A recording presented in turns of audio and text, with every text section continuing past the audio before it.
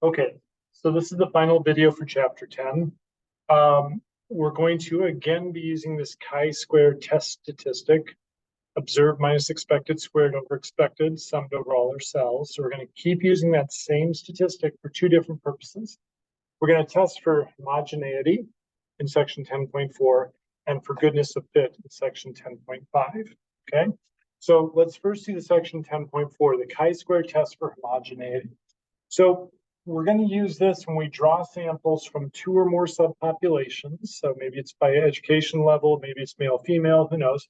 And we're trying to get a simple categorical response. So yes, no, 0, 1, for different variable outputs, various response variables.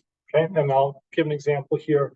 It could be 3 different flavors, and each flavor they're going to say favorite or not favorite, 0 or 1. Okay. And we're going to test whether this factor, favorite or not favorite, has the same distribution in each of the subpopulations. So here's our setup. We're going to sample 100 boys and 110 girls, and we're going to give them each 3 flavors of candy, flavors 1, flavor 2, flavor 3, and ask them to state their favorite flavor. Okay, so it'll be a 1 for their favorite, 0 if it's not their favorite for each of F1, F2, F3. Okay, and the question is, do boys and girls have the same distribution of favorites? Do they basically respond to flavors the same way? All right, so in black, we've got the data that we actually gathered. 42 boys said flavor 1 was their favorite, 33 girls flavor 1 was their favorite, and so on for flavors 2 and flavors 3. Okay. Now in red, I've added my additional data. We knew there was 100 boys, we knew there were 110 girls, and we know there's 75 kids whose favorite was flavor 1, 47 whose favorite was flavor 2, and 88 for flavor 3. Okay. All right. Now our null hypothesis. The proportion of boys whose favorite was 1 should equal the proportion of girls whose favorite flavor was 1. And the same for flavor 2, and the same for flavor 3. And the alternate hypothesis is at least one of those equalities doesn't hold. Okay? All right, so look that over, make sure you can see it all. Sometimes it gets a bit blurry, but hopefully.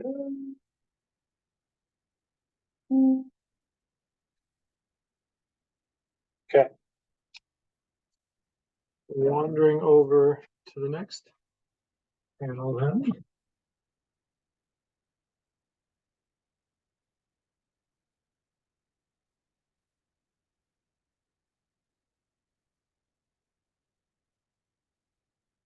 Okay, I think everything's in the view there. Maybe I'll tilt up first. So you could pause and copy. Okay.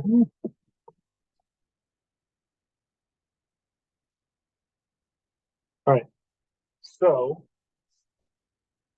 we're first going to estimate the following probabilities. That's the probability that somebody likes flavor 1 versus flavor 2 versus 4. Probability of flavor 1 is the favorite, probability of flavors 2 versus favorite, etc. So there are 75 kids out of the 210 total who preferred flavor 1. That was their favorite, so that's 0.3571. There are 47 kids who listed flavor 2 as their favorite out of 210, and 88 out of 210 for flavor 3. So if boys and girls had the same flavor preferences, we should have expected to see about 36% of boys and 36% of girls favorite flavor 1, right? Okay, we can then calculate the expected values in each cell versus the estimated probability times 100 for the boys and the estimated probability times 110 for the girls. So that's how many we would expect to see for boys and girls if they shared the same favorite probabilities, okay? And then we'll do our same old chi-square test statistic. Okay, so here's the 42 boys who preferred flavor 1. We would have expected 35.71% of the 100 boys to prefer flavor 1. So I'm going to take that difference squared divided by the expected. Here's the 20 boys who preferred flavor 2, and we would have expected 22.38% of the 100 boys to say flavor 2 is their favorite. Difference squared over expected, dot, dot, dot. Here are the 27 girls who preferred flavor 2.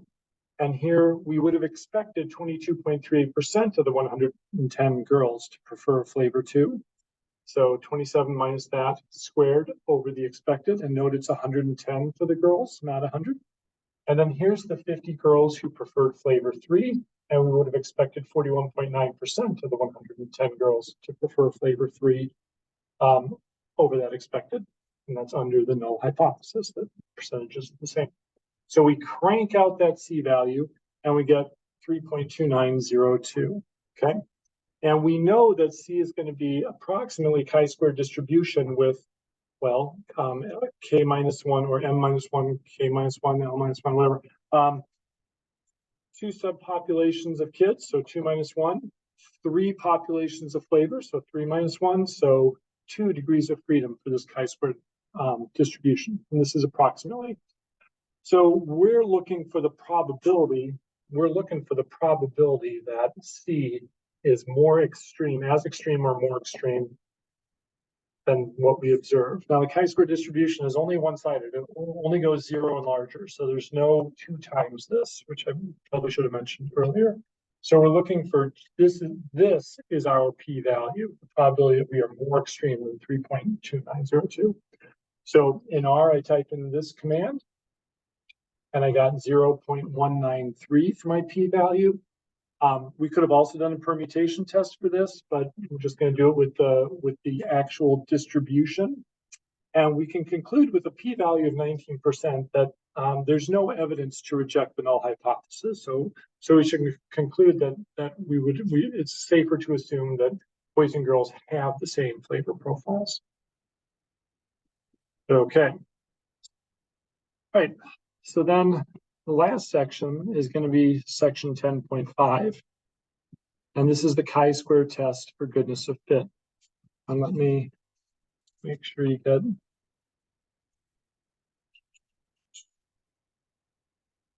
I'll just do this third panel. We'll move on to the fourth panel just over there in a minute.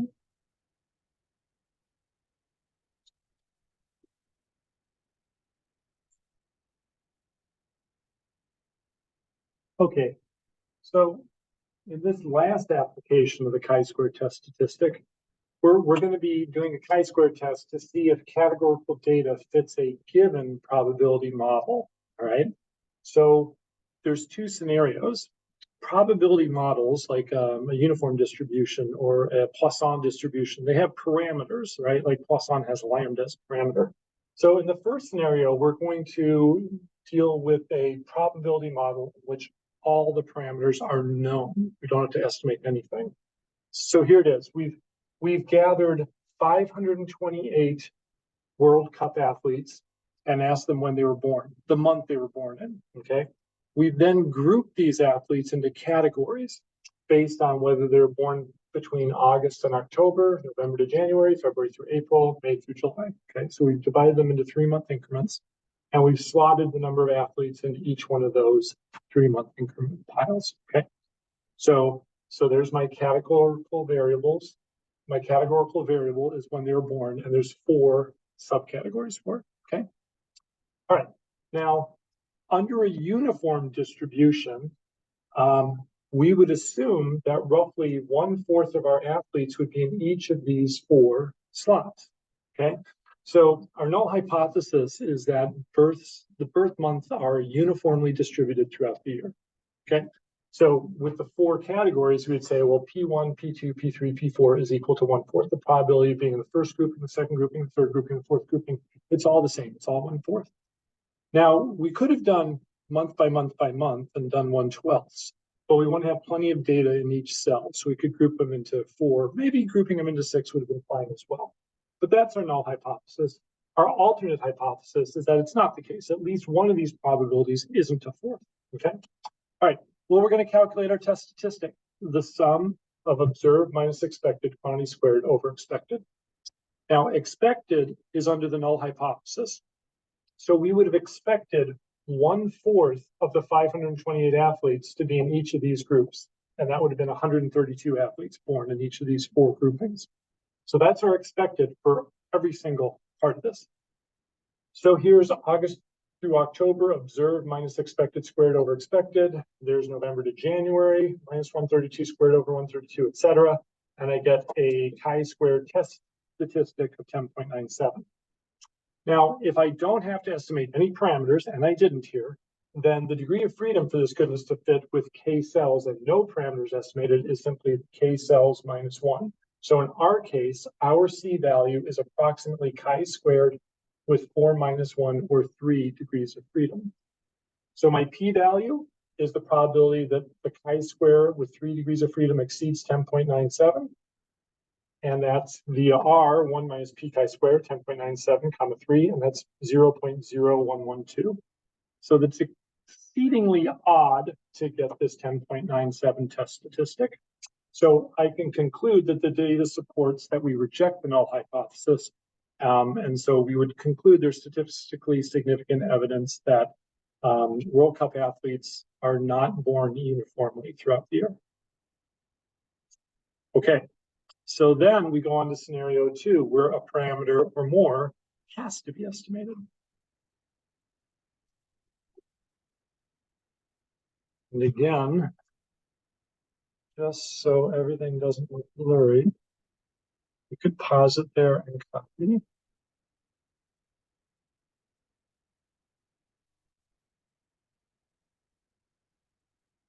Okay, so by the way, there's 2 more really good examples in the book, 10.4 and 10.5, about chi-squared tests for goodness of fit where you don't have to estimate parameters. You should look over those 2. Okay. For us, scenario 2, we have a probability model and we have to estimate some of the parameters in it. Okay. So this problem is we're going to look at the number of home runs in a game hit by the Phillies, the Philadelphia Phillies, over the course of a 162 game season. Okay. So here's my data. First row is the number of home runs in a game by the Phillies. So it could be 0 home runs in a game, 1 home run, 2 home run, 3 home run, 4 home run, 5 home run. Okay. And there are no games the Phillies hit more than 5 home runs. And in the second row is how many games that happened. So there are 17 games during the 162 game season. There are 17 games where the Phillies hit 3 home runs, exactly 3 home runs. Okay. All right. Well, the null hypothesis is that the number of home runs hit by the Phillies per game follows a Poisson distribution. And there's the PDF of the Poisson distribution.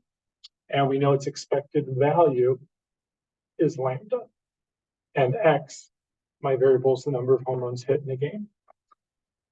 Okay, well, that's all the null hypothesis is. It's just that the number of home runs follows a Poisson distribution. We don't know the value of lambda. It's not given to us, so we better estimate it. So we're going to estimate lambda. Lambda hat is going to be the average number of home runs per game over the course of the season. Okay, it's a reasonable value for lambda.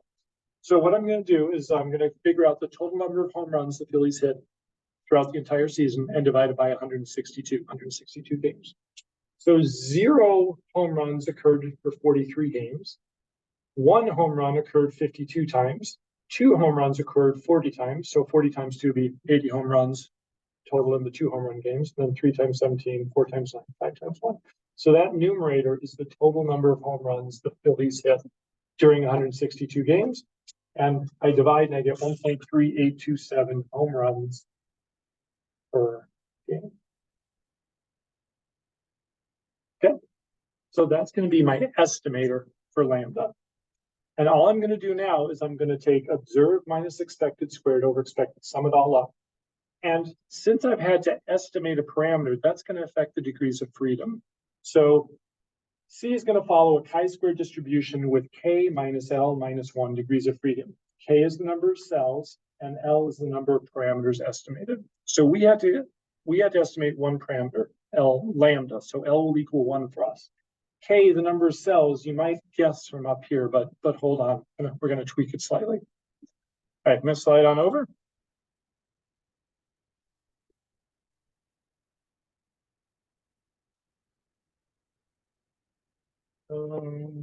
Okay. That's all. Pause it and copy it, maybe. Okay.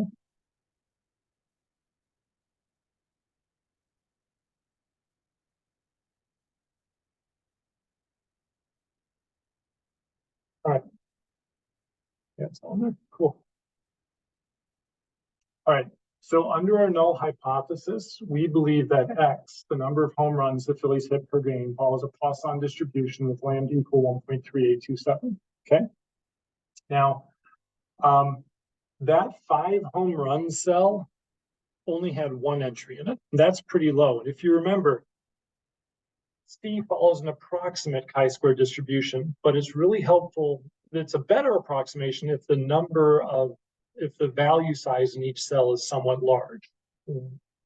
The 5 home run cell with 1 in it is not very large. So what we're going to do is we're going to combine that 4th and 5th 4 and 5 home run cell into 1, just to make some more data there. So we're going to make our last cell 4 or more home runs, right? Okay, well, here's where the Poisson distribution comes up. I'm going to calculate, under this Poisson assumption, the probability of 0 home runs, 1 home run, 2 home runs, 3 home runs, 4 or more home runs. So the probability there's 0 home runs, I'm just going to plug 0 into my Poisson distribution PDF, which was on the other panel. So there's my lambda being 1.3827. Let's see, I might have forgot something. Lambda to the x. To the x. So there's my lambda to the 0, e to the negative 1.327 over 0 factorial. And that gives me 2.251.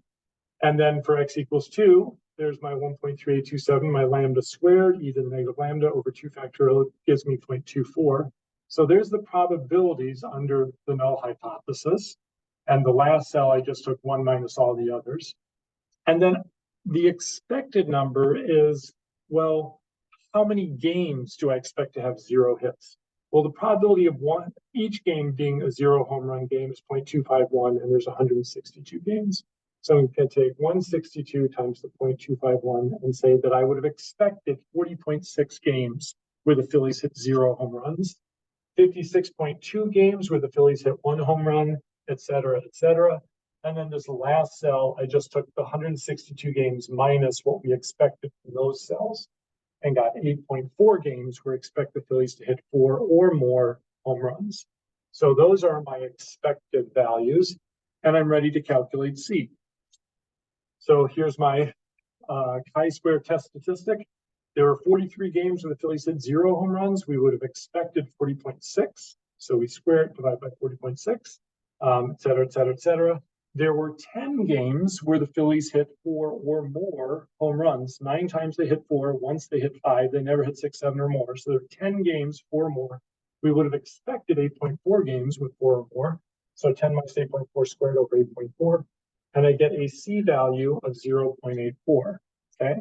Now, this test statistic follows approximately a chi-square distribution with K was 5, right? 1, 2, 3, 4, 5 categories for the response variable, minus the 1 parameter we estimated for our probability distribution, minus 1 because I didn't need all 5 pieces of information. If you give me 4 of these expected values, I can calculate the 5th because it's just 162 minus them. So I got 3 degrees of freedom here. So my p-value is 1 minus the probability that a chi-squared 3 exceeds 0.84. Here's the R code for it, which is also in the R file. And unfortunately, I get 0.84 for that probability, which was the same as the C value, just a coincidence. So my p-value is 0.84.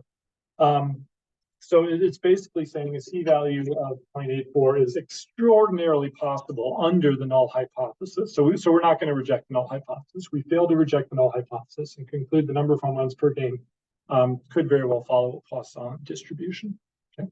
All right. No R code for this. It's just the same old p chi-square. If you do look through the R file, you'll see that there's, for this example, they show some ways of pulling the data into tables and stuff like that. But I don't know that that's necessary.